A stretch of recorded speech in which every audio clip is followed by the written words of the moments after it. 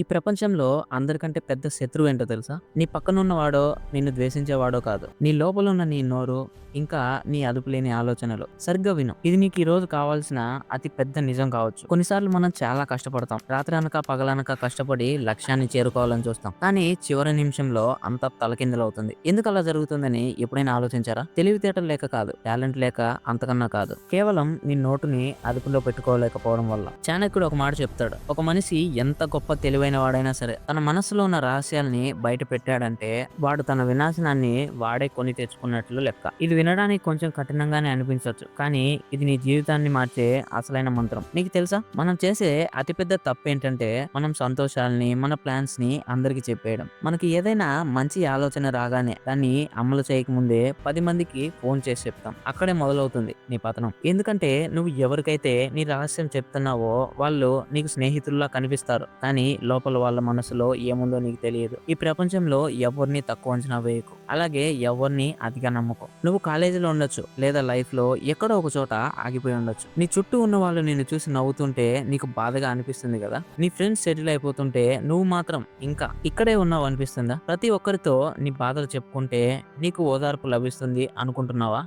ఇక్కడే నువ్వు పప్పులో కాలేస్తున్నావు. నిజం చెప్పాలంటే ఈ లోకంలో నీ కన్నీళ్లు తుడిచే వాళ్ళకంటే నీ బలహీనతలను చూసి లోపల నవ్వుకునే వాళ్ళే ఎక్కువ. నువ్వు నీ ప్లాన్ గురించి అందరికీ చెప్పేస్తే ఏమవుతుందో తెలుసా? నీ మెదడు ఆ పని పూర్తయినట్లుగా ఒక రకమైన సంతృప్తికి లోనవుతుంది. అప్పుడు నువ్వు ముందే ఆ పని పూర్తయిపోయినట్లుగా ఫీల్ అవుతావు. అప్పుడు నీకు ఆ పని మీద కసి తగ్గిపోతుంది. అందుకే చాణక్యుడు ఏమంటాడంటే, ఒక పని పూర్తయ్యే వరకు దాని గురించి నీ నీడకు కూడా తెలియనివ్వద్దు. నీ విజయం సిద్ధం చేయాలి తప్ప నీ మాటలు కాదు. నీ మాటలు ఎప్పుడూ ఒక పదునైన కత్తిలా ఉండాలి. అవి అవసరమైనప్పుడే బయటకు రావాలి. ఊరికే అందరికి నీ ప్లాన్స్ గురించి చెప్తూ కూర్చుంటే ఆ కత్తికి పదును తగ్గిపోతుంది.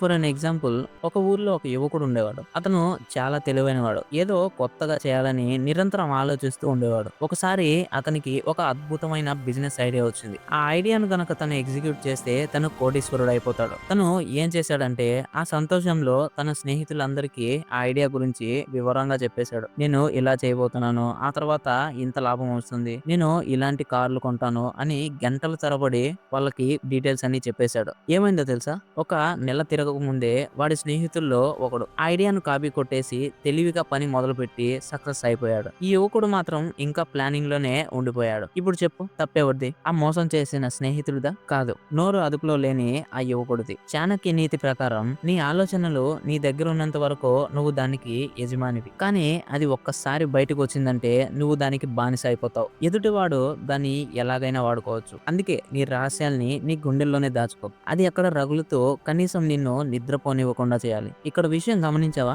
మనం ఎవరికైనా ఏదైనా రహస్యం చెప్పేటప్పుడు ఇది ఎవరికి చెప్పకు అని చెప్తాం, కానీ నీకే లేని ఓపిక ఎదుటివాడికి ఎందుకు ఉంటుంది? నువ్వు దాచుకోలేని రహస్యాన్ని వాడు మాత్రం ఎందుకు దాస్తాడో? ఇది నీకు ఒక గుణపాఠం కావాలి. నీ జీవితం ఒక యుద్ధం లాంటిది. యుద్ధంలో శత్రువుకి నీ దగ్గర ఎన్ని ఆయుధాలు ఉన్నాయో తెలిస్తే నిన్ను ఈజీగా ఓడించేస్తాడు. అలాగే నీ లక్ష్యాలు, నీ బలహీనతలు ఎదుటివాడికి తెలిస్తే వాళ్ళు నిన్ను కంట్రోల్ చేయడం మొదలు పెడతారు. నీకు ఒక సీక్రెట్ చెప్తాను. మౌనం అంటే ఒక పెద్ద ఆయుధం. నువ్వు ఎప్పుడైతే తక్కువగా మాట్లాడి ఎక్కువ వినడం మొదలు పెడతావో అప్పుడు నీకు ఎదుటివాడి మనస్తత్వం అర్థమవుతుంది. అందుకే చాణక్యుడు చెప్తాడు, విద్వాన్ సర్వత్ర పూజ్యతే. అంటే విద్యావంతుడు ఎక్కడైనా పూజింపబడతాడు, కానీ ఆ విద్య అనేది నీ లోపల ఉండాలి. నీకు ఎంత తెలుసు అనేది నీ పనిలో కనిపించాలి. చాలా మందికి ఒక అలవాటు ఉంటుంది. తమకి ఏ కొంచెం తెలిసినా చాలు మొత్తం తెలిసినట్టు ఫోజు కొడుతూ ఉంటారు.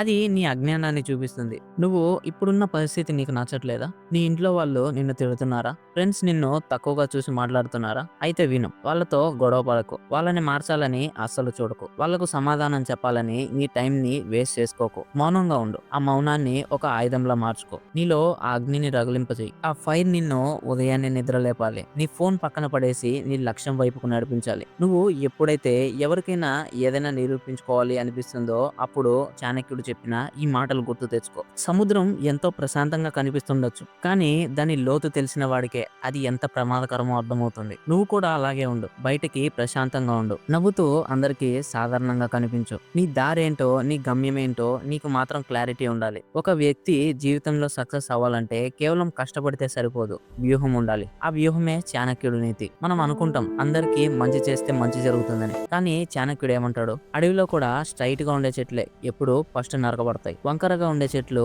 అలాగే మిగిలిపోతాయి. అంటే దాని అర్థం అందరికీ మోసం చేయమని కాదు, నీ అతి మంచితనం నీకు శాపం కాకూడదని. నీ బలహీనతల్ని ఎవరి ముందు బయట పెట్టకు. ఒక పాముకి విషం లేకపోయినా సరే అది బుస కొట్టడం మాత్రం ఆపదు, ఎందుకంటే అది బుస కొట్టడం ఎప్పుడైతే ఆపేస్తుందో అప్పుడు దాన్ని చంపేస్తారు. అలాగే నీకు కొంచెం భయం ఉన్నా, నీకు కొన్ని విషయాలే తెలిసినా బయటికి మాత్రం కాన్ఫిడెంట్ గా కనిపించు. నీ భయాన్ని ఎవరికి చూపించకు. ఒకసారి నీ భయం ఎదుటి వాడికి తెలిసిందంటే వాడు నిన్ను ఆడుకుంటాడు. ఇదే నీ జీవితాన్ని మార్చే చిన్న ట్విస్ట్. నీ సక్సెస్ సీక్రెట్ ని ఎప్పుడూ షేర్ చేయకు. నువ్వు ఎలా సంపాదిస్తున్నావో ఎవరికి చెప్పకు, ఎందుకంటే దారి తెలిసిన ప్రతి ఒక్కడు ప్రయాణం చేయలేడు, కానీ దారిలో అడ్డంకులు మాత్రం సృష్టించగలడు. నీ ప్రయాణం ఒంటరిగా మొదలవ్వాలి, నీ విజయం వందల మందితో పంచుకోవాలి. ఇప్పుడు నీకు ఒక చిన్న అడ్వైస్ ఇస్తున్నా, నీ ప్లాన్స్ కనీసం నీ ఇంట్లో వాళ్ళకు కూడా తెలియకూడదు, నీ ఫ్రెండ్స్ కి అస్సలే తెలియకూడదు. కానీ వాళ్ళు ఎక్కువగా ఫోర్స్ చేస్తే ఏదో చేస్తున్నాను చూస్తాం ఎలా వస్తుందో అని సింపుల్ గా అనేసి, నీ లోపల ఉన్న ఆ కసిని నీ లోపలే ఉంచేసి